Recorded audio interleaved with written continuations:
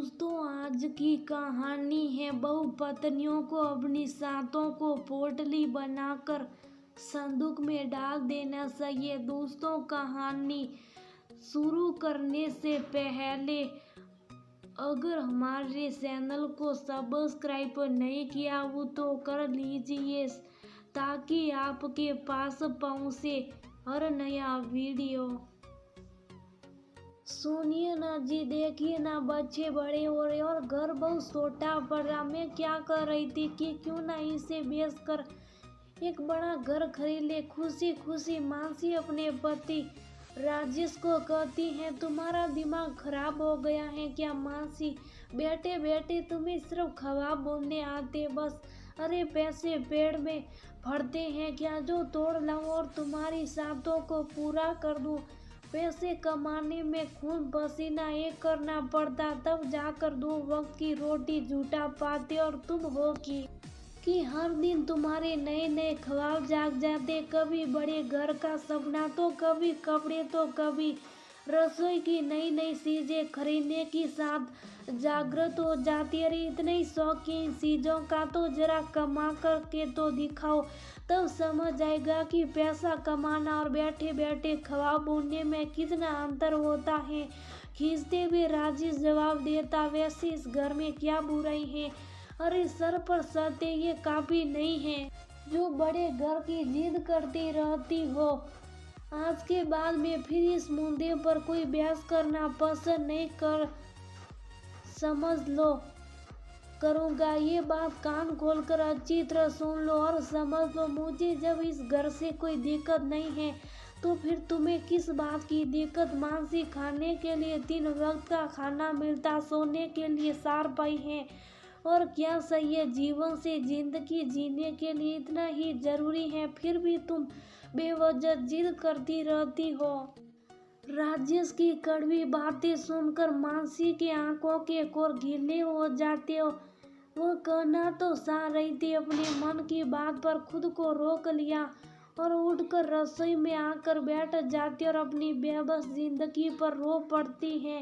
आंखों के हर एक आंसू के साथ मानसी के मन में हजारों सवाल उठ रहे थे जिसका जवाब उसके पास नहीं था। क्या अपने साथ के समझौते पर हर लड़की को शादी करनी चाहिए? क्या इसी दिन के लिए एक बेटी का जन्म होता? क्या एक पत्नी के साथों का कोई मोल नहीं होता?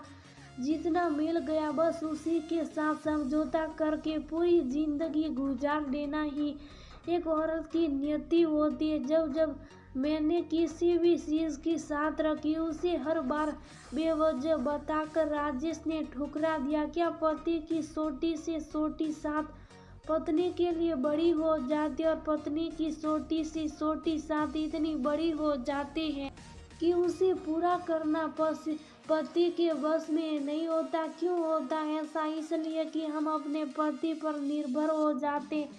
तो क्या पति हमारे पर निर्भर नहीं होता तो पति भी पर उसे हम पत्नियां जताते नहीं और पति हर बार जता देता है। दरअसल मासी और राजेश बेंगलोर में रहते थे। वहाँ उसका 2 कमरों का एक छोटा सा घर था और उस घर में 2 बच्चों के साथ मासी के ससुर कमल जी अक्सर गांव से आकर रहा करते थे। समय के साथ दोनों बच्चे बड़े हो गए थे और अब उस छोटे से घर में गुजारा करना मुश्किल हो रहा था। इसीलिए मासी अक्सर बड़े घर खरीदने की जिद करती और राजेश गुस्सा हो जाता। जबकि राजेश अपने लिए बड़ी सी ऑफिस बड़ी सी कार खरीद रखा था। ऐसा नहीं था कि राजेश बड़ा घर खरीद नहीं सकता था, बल्कि वो खरीदना नहीं चाहता था। कहने का मतलब राजेश की जो इच्छा या साथ होती वह जल्द से जल्द पूरा कर लेता, पर माँ से कपड़े या किसी छोटे सामान को खरीदने के लिए कहती तो राजेश उसे साफ साफ मना कर देता था। जब से शादी हुई थी तब से राजेश ऐसा ही था। उसे हमेशा सिर्फ खुद की इच्छाओं और साथों को पूरा करना अच्छा लगता था और बेचारी मानसी को हर चीज के लिए तरसना पड़ता था। यही सब सोचकर एक दिन वह राजेश से बोली, हैं जी मैं भी जॉब करना चाहती हूँ। नौकरी का नाम सुनती वह फिर से भड़क उठा और कहने लगा, तुम नौकरी करोगी तो बच्चों का कौन ख्याल रखेगा और बाबूजी को कौन देखेगा। बच्चों का पढ़ाई लिखाई खान पान उसकी दिनचर्या से सब खराब हो जाएगा। इसीलिए तुम्हें नौकरी करने की कोई ज़रूरत नहीं है। और मैं क्या कमा रहा हूँ ना, तुम्हें जितना दे रहा हूँ बस उसमें खुश रहो। पर जी वो मेरी कह ही रही थी कि मानसी कि राजेश उसे बीच में टोकते हुए कहता, मैंने एक बार कह दिया तो कह दिया, तुम काम पर नहीं जाओगी तो नहीं जाओगी। वहीं कमरे में कमल जी दोनों बेटे और बहू की बात सुन रहे थे। काफी दिनों से वो राजेश को देख रहे थे कि वो कैसे हर छोटी छोटी चीजों के लिए मानसी को मना कर देता था और वो बेचारी मन को महसूस कर अपनी दिनचर्या में लग जाती थी, जो कहीं ना कहीं कमल जी को सूझ जाती थी। इसलिए आज वह चुप रहना बेहतर नहीं समझे और उनके मुंह से बोल निकल ही पड़े, वाह बेटा राजेश, आज तुमने ये साबित कर ही दिया कि तुम मेरे बेटे हो और बिल्कुल मुझ पर गए हो। ऐसे तो मैं तुम दोनों पति पत्नी के बीच बोलना नहीं चाह रहा था, पर आज तुमने मुझे बोलने पर विवश कर दिया। मैंने जो जिंदगी में गलती की है वही गलती तुम भी दोहरा रहे हो।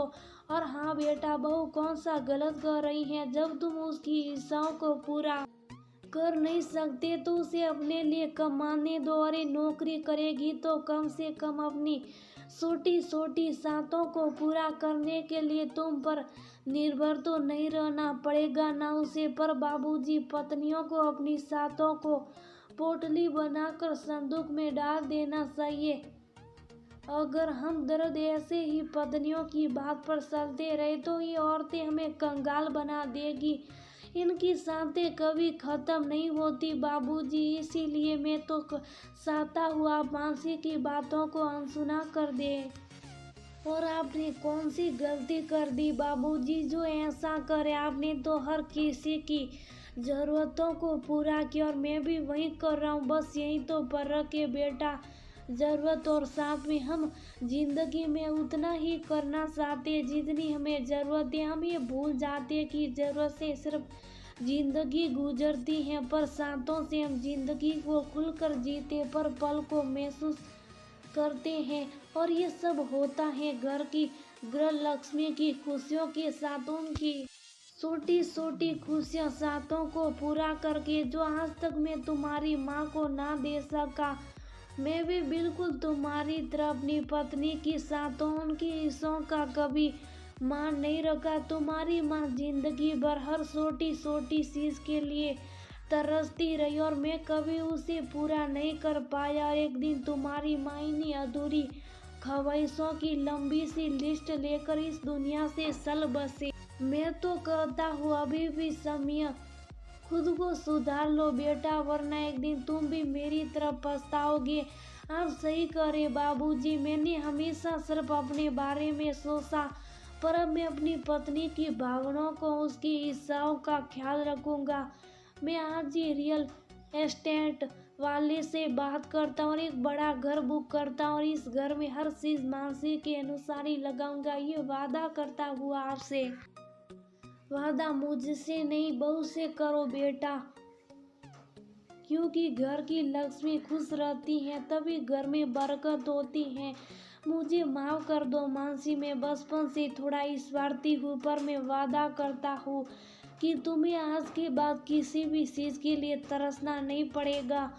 और हाँ, आज ही तुम अपने घर के सजे और ज़रूरी सामान अपने हिसाब से खरीदना शुरू कर दो और अपने हाथों से अपनी इच्छाओं के अनुरूप मेरे मकान को घर बनाओ। से मैं कभी अपनी सातों को तुम पर नहीं थोपूं।